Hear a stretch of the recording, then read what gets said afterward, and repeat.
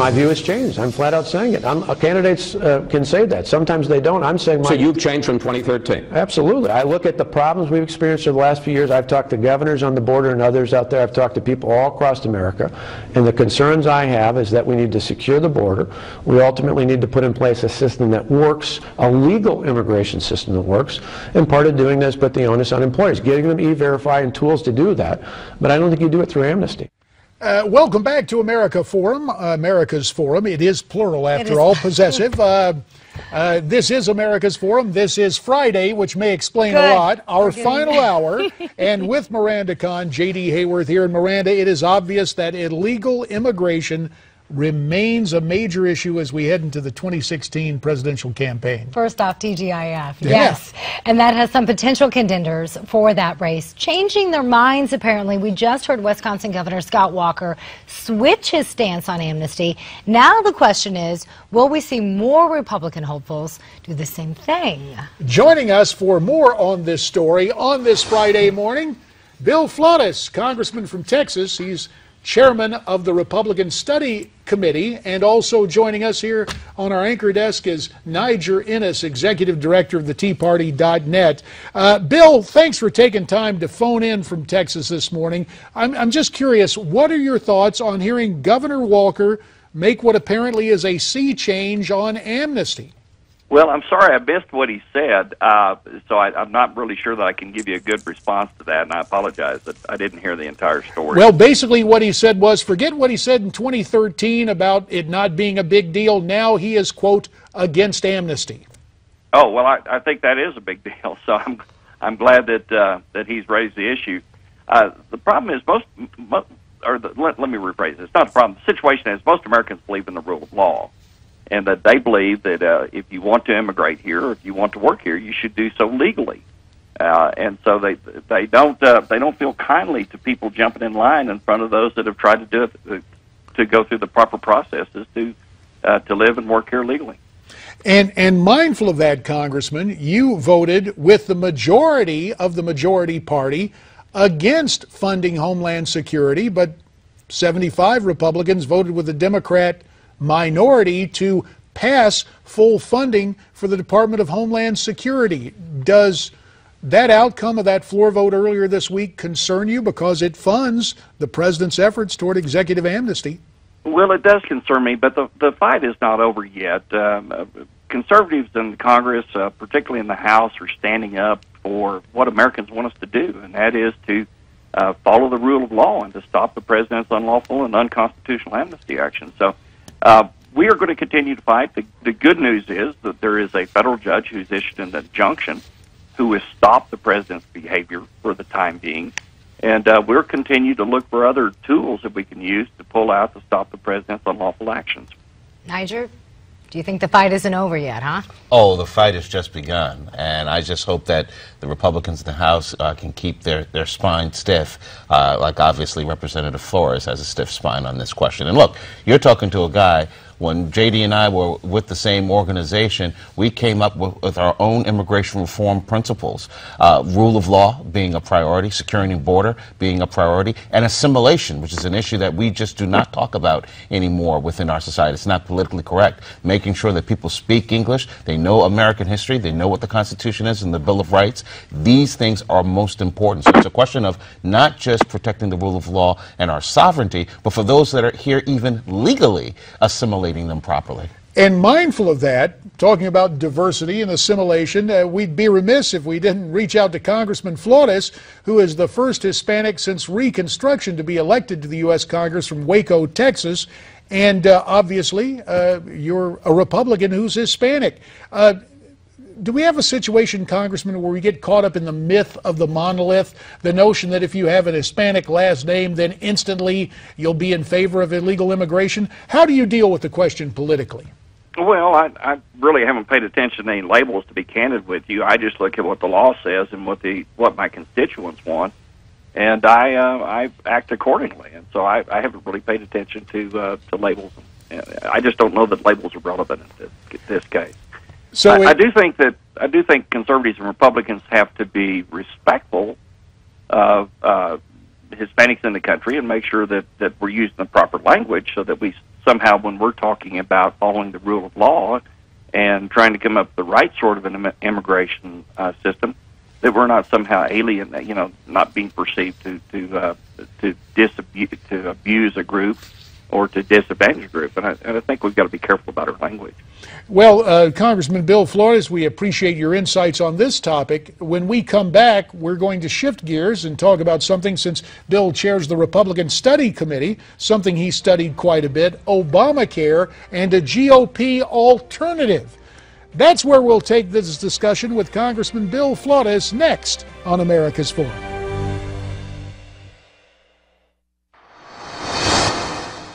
If they were to rule the other way, they would effectively be calling dozens of senators and representatives liars. They'd be telling members of Congress that what they state was their intent is not true. Oh, come now. Senator Chris Murphy, Democrat, saying you'd be shocked if the Supreme Court ruled against Obamacare because they'd be calling members of Congress and senators liars. Hey, I used to be one of you guys. What does that make me? Welcome back. The fate of Obamacare up in the air as the Supreme Court contemplates what's next. That was quite a performance there. I liked it. Like the theatrics there. Yesterday, Justice Anthony Kennedy raised an important question to lawyers on both sides about the possible negative impact this could have if the government loses the case. That's kind of scary when Justice Kennedy, often known as the swing vote, weighs in with a comment like that. Let's continue our conversation. Congressman Bill Flores of Texas joins us by phone. He's the chairman of the Republican Study Committee, and of course here on our anchor desk, Niger Innes, executive director of TeaParty.net. Now, Bill, since you're chairing the policy committee, you're trying to deal with policy. One of those things being an alternative to Obamacare. What is the GOP alternative? Well, there are actually multiple alternatives, because you've got some folks in the Senate, some Republicans in the Senate working on an alternative. You have the chairs of Ed and Workforce, Ways and Means, and Energy and Commerce in the House working on an alternative. And then the Republican Study Committee, which I lead, has a task force that's led by Phil Rowe from Tennessee and Austin Scott from Georgia, that are working on an RSC alternative as well. The one that we're working on has sort of 5 themes. Number one is it's patient-centered, and we're trying to restore the patient-provider relationship and get all the friction of the bureaucracy and insurance companies out of the middle of that relationship. It's based on the free market. It's based on giving states flexibility, and it's based on transparency and increasing competition. So there are underlying things that we do to get there, but those are the primary themes.